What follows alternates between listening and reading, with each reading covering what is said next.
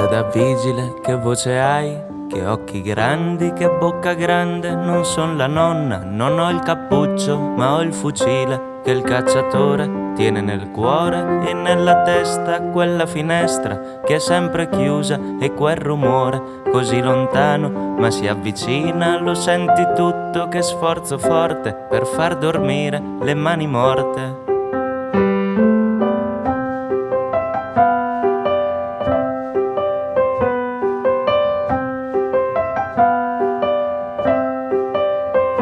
Le mani morte sanno strozzare le nefandezze da baccanale, e che si vigili sulla sua anima, che la morale del cardinale ci serve solo perché chi viola si senta male, la malattia dell'orientale.